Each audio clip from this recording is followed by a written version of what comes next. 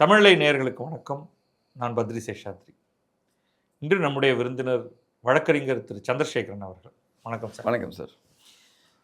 Sir, இது ஒரு வழக்கு பற்றி இல்லை, ஆனால் நீதிமன்றங்கள் பற்றி, சட்ட கல்லூரி பல்கலைக்கழக மாணவர்கள் பற்றி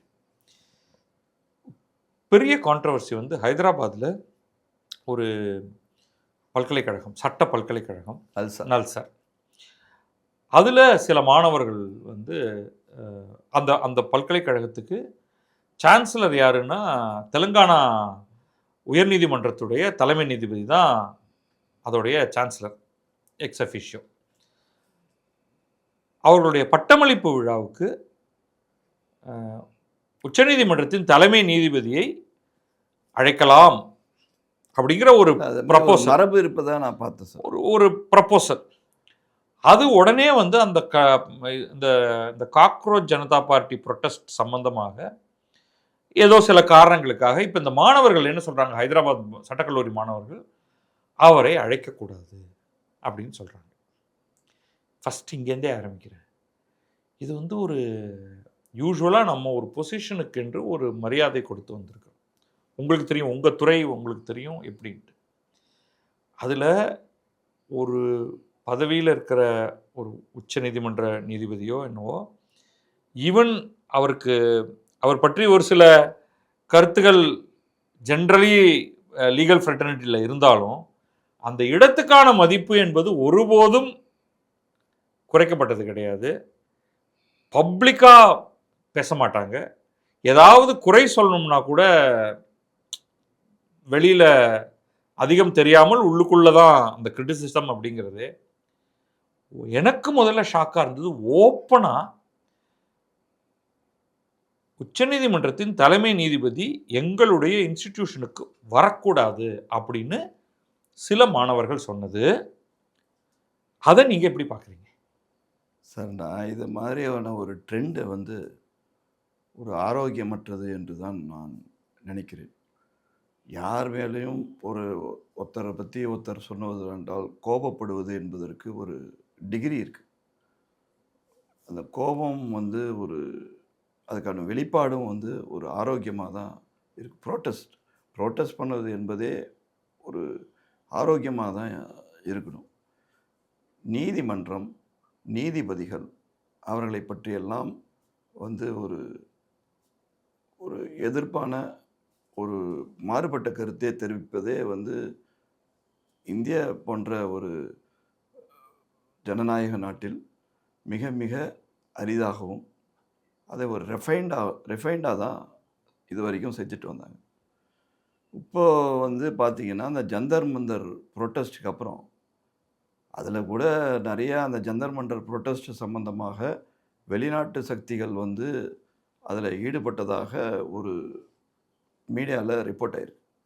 அதாவது காக்ரோச் பார்ட்டி அதுலேருந்து வெளிநாட்டிலேருந்து ஒருத்தர் வராரு, அவருக்கு எந்த மாதிரியான ஃபண்டிங் நடந்தது, அது எப்படி ஒரு மெயின் ஸ்ட்ரீம் அதாவது சோஷியல் மீடியா என்கிற ஒரு இதில் அவங்க எப்படி அவங்க அதை ஒரு குறுகிய காலத்தில் அதை ஒரு எதிர்ப்பு அலையாக உருவாக்கி உள்ளார்கள் என்பதே இருவேறு கருத்துக்கள் உள்ளது.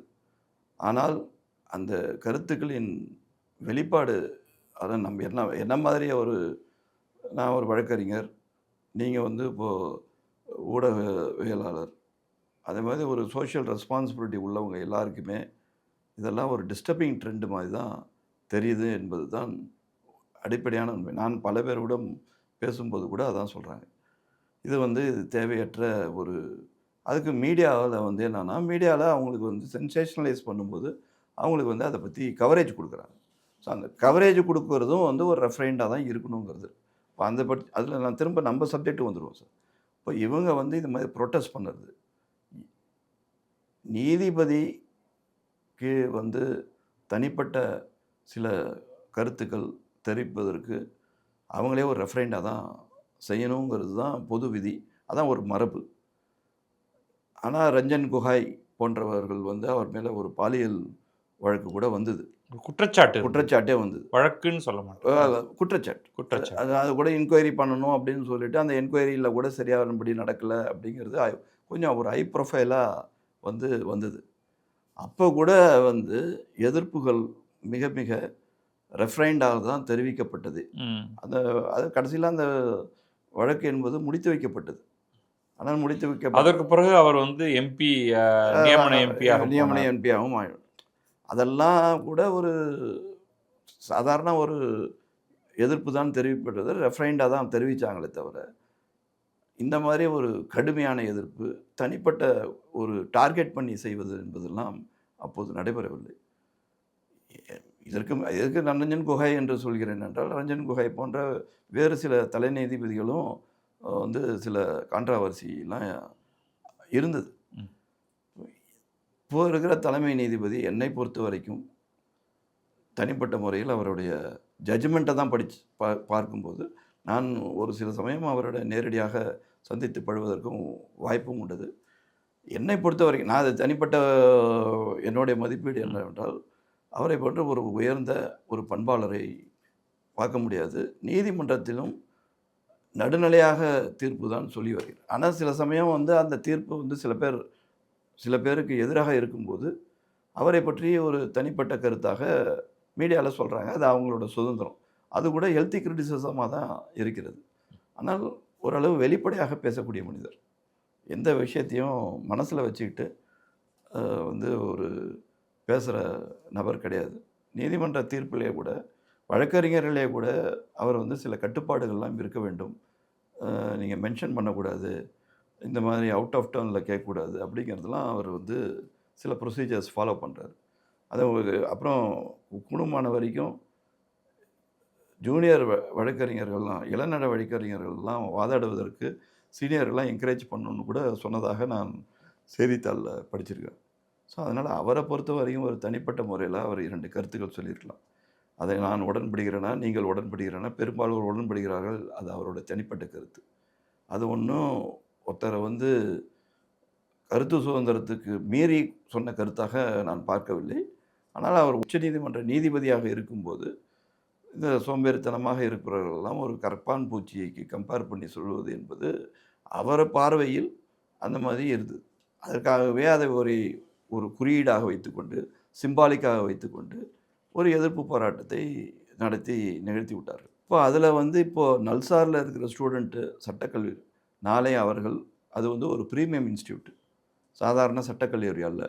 அந்த சட்டக்கல்லூரியில் நுழைவுத் தேர்வு எழுதி அதில் ஒரு நல்ல ஒரு ஐஐடியில் எப்படி இன்ஜினியரிங் ஸ்டூடெண்ட்ஸ் படிக்கிறாங்களோ அதே மாதிரி ஒரு முக்கியமான ஒரு நல்ல தகுதி பெற்ற நபர்கள் தான் மெரிட் அடிப்படையில் தான் அது அந்த இன்ஸ்டியூஷனில் சேர முடியும். அந்த மாதிரி உங்கள்லாம் வந்து எதிர்காலத்தில் ஒரு முன்னோடி வழக்கறிஞர்களாக வர வேண்டிய நபர்கள். இந்த மாதிரி ஒரு குறுகிய மனப்பான்மையோடு ஒரு தனிப்பட்ட ஒரு கருத்தை இந்த அளவுக்கு எதிர்க்க வேண்டுமா என்பது தான் கேள்விக்குறி. அவர் எதிர்ப்பது யார் என்றால், அவங்க வந்து தலைமை நீதிபதியை தனிப்பட்ட முறையில் எதிர்க்கல, ஒரு இன்ஸ்டிடியூஷனை எதிர்க்கிறாங்க. அவர் வந்து இதுதான் நான் ஒரு 4-5 விஷயங்களுக்குள்ள உங்களுக்கு சொல்லிட்டா அங்கேருந்து எடுத்துகிட்டு போக வசதியாக இருக்கும். முதல்ல வந்து இந்த ட்ரெண்ட் என்ன அப்படின்னு நான் பார்க்கும் பொழுது, ஒரு நிறைய பேருக்கு இப்போ நம்ம 2 விதமாக பிரிச்சுப்போம்.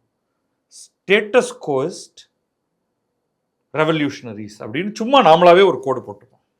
இந்த ஸ்டேட்டஸ் கோ அப்படிங்கிறது வந்து சிஸ்டம், ஏற்கனவே இருக்கிற சிஸ்டம் அதே மாதிரி போய்கிட்டே இருக்கணும். சில மாற்றங்கள் கொண்டு வரலாம். இவர் நல்ல தலைமை நீதிபதியாக இல்லைன்னா வேற ஒரு தலைமை நீதிபதியை கொண்டு வரலாம். அது இனிமே நடக்க போகுது. இவங்களுக்கெல்லாம் லைஃப் டேர்ம் அவங்க உச்சநீதிமன்ற தலைமை நீதிபதியாக இருக்கிறவருக்கு சில மாதங்கள், சில வாரங்கள், சில நாட்கள் தான் சில சமயங்கள். இது வந்து 2.5 வருஷம். இப்போ மார்ச் பிப்ரவரி 2027 ரிட்டையர் ஆக போகிறார். So it's a very short period. இது ஒரு பக்கம். ரெவல்யூஷனரிஸை பொறுத்த வரைக்கும் அவங்க வந்து இதை கம்ப்ளீட்டாக மாற்றிடணும், அதை கம்ப்ளீட்டாக மாற்றிடணும், இதை அப்படியே புரட்டி போட்டுக்கிட்டே இருக்கணும். உங்களுக்கு நான் சொல்கிறது வந்து சிந்தனை அடிப்படையில் நிஜமாக செய்ய வரும்பொழுது தான் அதெல்லாம் எவ்வளோ கஷ்டம்னு தெரியும். ஓகே, இது ஏன் சொல்கிறேன்னா, நான் வந்து இப்போ நிறைய பேருடைய கட்டுரைகளை படிச்சுட்டு இருக்கேன். இவங்கெல்லாம் வந்து intellectuals, highly left leaning intellectuals. அவங்களுடைய பேசிக் பாயிண்ட் வந்து அவங்க இந்த இளைஞர்களை ரொம்ப கொண்டாடுறாங்க. அந்த பாயிண்ட்டை நான் முடிச்சிடுறேன், அதுக்கப்புறம் உங்கள் கருத்தை நீங்கள் சொல்லுங்கள். அதில் என்ன அவங்க சொல்ல வர்றதுன்னா 2 பாயிண்ட்னால அவங்க அதை கொண்டாடுறாங்கன்னு எனக்கு புரியுது. ஒன்று, இவ்வளவு நாள் அறிவுபூர்வமாக நாங்கள் செயல்பாடுகள் எழுதி, கட்டுரையில் எழுதி, வீடியோவில் பேசி, தொலைக்காட்சிகளில் பேசி, இப்பொழுது ஸ்டேட்டஸ் கோனா யாருன்னா இப்போ ஆட்சியில் இருக்கக்கூடியவர்கள், உச்சநீதிமன்றம், எலெக்ஷன் கமிஷன், இந்த மாதிரியான சில அமைப்புகள். அவங்களோட என்னன்னா சார் ஆன்டி எஸ்டாப்ளிஷ்மெண்ட் தான். உங்களுக்கு சுருக்கமாக நான் சொல்லிடுறேன். இந்த எஸ்டாப்ளிஷ்மெண்ட்டை தகர்க்க முடியல. யாரும் எங்களை கண்டு பயப்படல. ஆனால் சில பசங்க வந்தாங்க, ஜந்தர் மந்தரில் உட்காந்தாங்க, சோஷியல் மீடியாவை கையில் எடுத்தாங்க, என்னவோ பண்ணாங்க, ஆவேசமாக பேசினாங்க, கெட்ட வார்த்தையிலெல்லாம் பேசினாங்க, எல்லாம் வீடியோ வந்தது. பிரதமரை திட்டினாங்க, பிரதமரெல்லாம் கூட நாங்களுமே திட்டிடுவோம். உச்சநீதிமன்ற தலைமை நீதிபதியே தைரியமாக பேசுகிறாங்கய்யா என்று புலகாங்கிதம் அடைகிறார்கள் இந்த ஆன்டி எஸ்டாப்ளிஷ்மெண்ட் க்ரௌடு. ஆனால் இதுக்கு பின்னால் இருக்கக்கூடிய இந்த ஆன்டி எஸ்டாப்ளிஷ்மெண்ட் கோஷ்டியினர் வரிசையாக போய் ஒவ்வொன்றா டாப்பிள் பண்ணுறாங்கன்னு வச்சுப்போம். உச்சநீதிமன்றத்தை டாப்பிள் பண்ணியாச்சு, மத்திய அரசை டாப்பிள் பண்ணியாச்சு, எலெக்ஷன் கமிஷனை டாப்பிள் பண்ணியாச்சு, ஸ்ரீலங்காலையும் நேபாளையும் நடந்த மாதிரியும் பங்களாதேஷில் நடந்த மாதிரியும் நாட்டையே டாப்பிள் பண்ணியாச்சு. அதுக்கப்புறம் என்ன ஆகும்? அனார்கி வில் ப்ரிவைல். இது என்ன சார் அது? உங்களுக்கு நீங்கள் என்னோட நீங்கள் அதிகமாக சரித்திரம் ஹிஸ்டோரியன், நீங்கள் உங்களுக்கு எல்லா விஷயமும் தெரியும். இல்லை, உங்களுடைய கருத்து தான் நான் எதிர்பார்க்கிறேன். கருத்து என்னன்னா சார், அனார்கி வில் ப்ரிவைல். இந்த மாதிரி ஒரு ஆக்ரோஷமான ஒரு எதிர்ப்பை அதாவது அவங்களெல்லாம் பொறுத்த வரைக்கும் சார், நீங்கள் ஏதோ கொஞ்சம் ரிஃபைண்டாக யூஸ் பண்ணீங்க. ஆனால் பிரதம மந்திரி மோடி வந்து இண்டிபெண்டன்ஸ் டேலேயே அர்பன் நக்சல் இன்டெலெக்சுவல்ஸ், திமாகி நக்சல், எனக்கு ஹிந்தியில் சிந்தனையில் நக்சல். அதுக்கு நம்ம ஊர்லேருந்து போயிருக்கிற ஒரு பெரிய அரசியல்வாதி ஒருத்தர், மூத்த வழக்கறிஞராக இருக்கக்கூடியவர், நானும் அதே மாதிரி ஒரு சிந்தையில் நக்சல் அப்படின்னு சொல்லிட்டு அவர் தன்னை பெருமைப்படுத்திக்கிட்டாரு. இப்போ சொல்லி அவரை திருமைப்படுத்தி கொண்டதாக தான் நான் கருதுகிறேன். எனக்கு ஒன்றும் அவரை பற்றி ஒரு உயர்ந்த கருத்து இல்லை. அவருக்கு மேலே உள்ள ஊழல் குற்றச்சாட்டுகளை பார்த்தாலே அவர் ஒன்றும் பெரிய மதிப்புக்குரிய மனிதர் என்று யாருமே ஏற்றுக்கொள்ள மாட்டார். எவ்வளோ முறை இடி போய் சுப்ரீம் கோர்ட்டில் இருக்கிற அவருடைய ஒரு இன்ஃப்ளூயன்ஸ்னால அவர் வந்து ஒவ்வொரு தரையும் வந்து அதுலேருந்து தன்னை காத்துக்கொண்டு வழக்கை எடுத்தெடுத்து விழுவது அவரோட விற்பனர். அதே மாதிரி அவருடைய பையன் பேர்லேயும், அதே மாதிரி அவர் கார்த்தி பேர்லேயும் வெளிநாடு போவதுக்கு ஒவ்வொரு தரையும் பாஸ்போர்ட்டை ஒப்படைச்சிட்டு திரும்பி வந்து போகிறதுக்கூடிய செய்திகள்லாம் நம்ம படித்தோம். அதனால் இவரை வந்து தன்னை வந்து ஒரு பெரிய ஒரு அர்பன் நக்சல் என்று அவரை தன்னைத்தானே கூறிக்கொள்வது என்பது மேபி அவருக்கு வந்து பெருமையாக நடத்தி கொண்டு கூறினா கூட அது சிறுமியாக தான் நான் பார்க்கிறேன். ஆக மொத்தம் நான் சொல்ல வேண்டிய கருத்து என்னென்னா, அதே மாதிரி நீங்கள் திமாகி இவங்களுக்கு வந்து என்னென்னா சார், நாடு ஆன்டி எஸ்டாப்ளிஷ்மெண்ட்டு இருக்க வேண்டியதுதான். நான் ஒன்றும் அதாவது சார், ஒரு கருத்தில் ஒரு எஸ்டாப்ளிஷ்மெண்ட்டுக்கு ஜால்ரா தட்டுற குரூப்பே இருக்கணுங்கிறத நம்ம யாருமே விரும்பலை. அது மாதிரி பண்ணிகிட்டே இருந்தாலும் வந்து அது கூட ஒரு வள்ளுவர் கூட சொல்லியிருப்பார், ஒரு மன்னனுக்கு வந்து இடித்துரைக்கணும். ஆமாம், இடித்துரைக்கலைன்னு சொன்னால் அந்த ஆட்சி வந்து கொடுங்கோல் ஆட்சி ஆகிடும் அப்படின்னு சொல்லிட்டு. அதனால் இவங்க வந்து இடித்துரைக்கிறதெல்லாம் நாம் வந்து வரவேற்கிறோம், ஆனால் வித்தின் லிமிட்ஸ். திருக்குறள் வந்து இடிப்பாறை இல்லாத ஏமரா மன்னன் கெடுப்பார் இலானும் கெடும் அப்படின்னு சொல்லிட்டு ஒரு கொடுங்கோல் ஆட்சிக்கு வந்துடும் சொல்லிட்டு வள்ளுவ பெருந்தகை அப்பயும் சொல்லியிருக்காரு. அதனால் நான் இந்த ஆன்டி எஸ்டாப்ளிஷ்மெண்ட்டை நான் வந்து யாருமே நம்ம வந்து இருக்கட்டும், ஆனால் அவங்க வந்து தன்னால் செய்ய முடியாத அழிவு பாதையை நோக்கி ஒருத்தர் வந்து என்கரேஜ் பண்ணுறதுங்கிறது தான் நீங்கள் இப்போ கன்சர்னாக தெரிவிக்கிறீங்க. அதே கன்சர்னை நானும் ஷேர் பண்ணிக்கிறேன். அதாவது இன்ஸ்டிடியூஷனை குலைக்கிறதுங்கிறது வேற, சரியாக இல்லாதவர்களை மாற்றுறதுங்கிறது வேற. இப்போ இங்கே பார்த்தீங்கன்னா தமிழகத்திலேயே ஆட்சி மாற்றம் வந்திருக்கு. ஒரு சீஃப் மினிஸ்டர் போய் இன்னொரு சீஃப் மினிஸ்டர் வந்திருக்காரு, ஒரு கட்சி போய் இன்னொரு கட்சி வந்திருக்கு. இந்த கட்சி என்ன செய்யுங்கிறது 5 ஆண்டுகள் கழிச்சு, 5 ஆண்டுகள் தான் நமக்கு தெரியும். 100 நாட்கள் தான் சார் ஆயிருக்கு. அதான். ஸோ நம்ம பார்க்கணும். ஆனால் சீஃப் மினிஸ்டரே வேண்டாம், எல்லாரும் சீஃப் மினிஸ்டர் அப்படின்னா அது எப்படி ஒர்க் ஆகும்? ஏன்னா இது ஒரு எபிடமிக் மாதிரி போகுது. இப்போ நம்ம வந்து ஹைதராபாத் சொன்னோம்.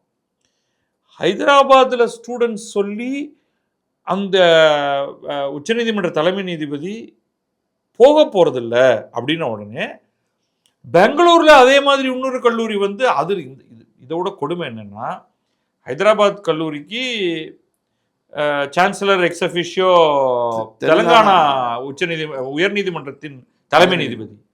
இங்க பெங்களூர்ல சான்சலர் யாருன்னா வேந்தர் வந்து இவரே உச்சநீதிமன்றத்தின் தலைமை நீதிபதி.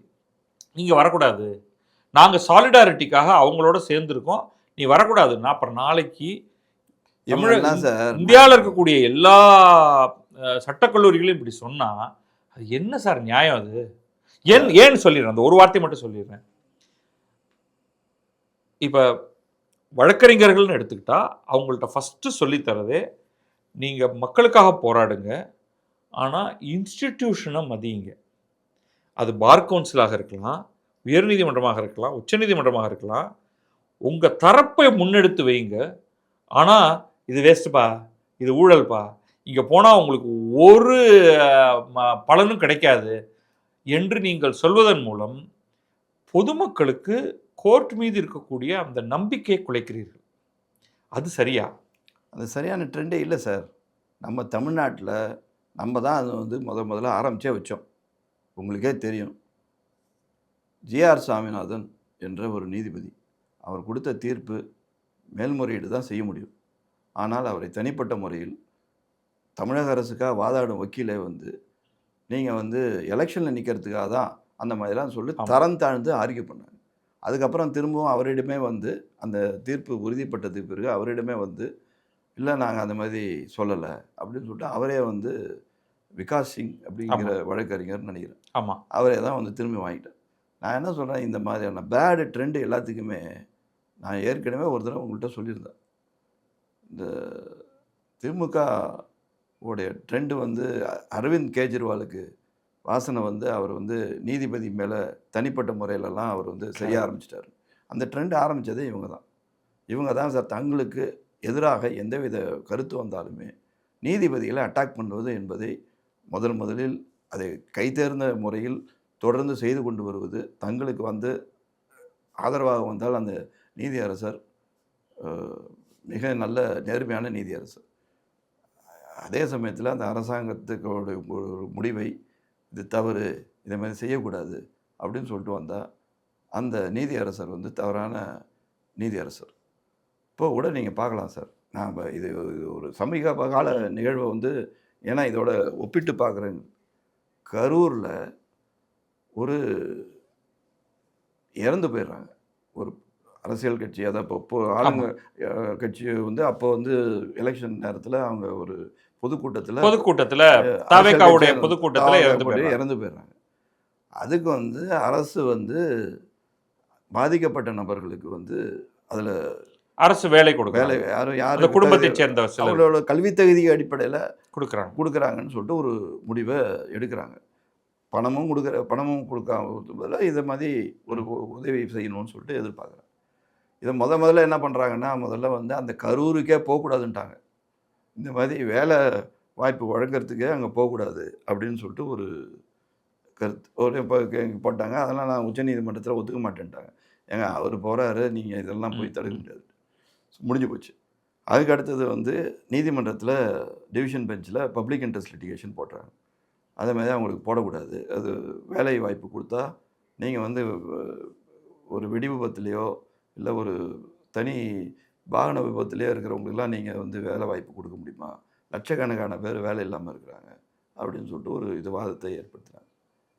அப்போ இருக்கிற இங்கே மதுரையில் இருக்கிற டிவிஷன் பெஞ்சு வந்து அதை ஒத்துக்கிட்டு, நீங்கள் அதை மாதிரிலாம் செய்யக்கூடாது, நிறையா பேருக்கு வாய்ப்பு கெடுக்குறாங்க, இந்த மாதிரி இருக்கிறவங்களுக்கு பண்ண முடியாது, மற்றவங்களுக்கெல்லாம் நீங்கள் கொடுப்பீங்களா அப்படின்னு சொல்லிட்டு அவர் ஒரு லைன் ஆஃப் லாஜிக்கை எடுத்துக்கிட்டு அதை இது பண்ணாங்க.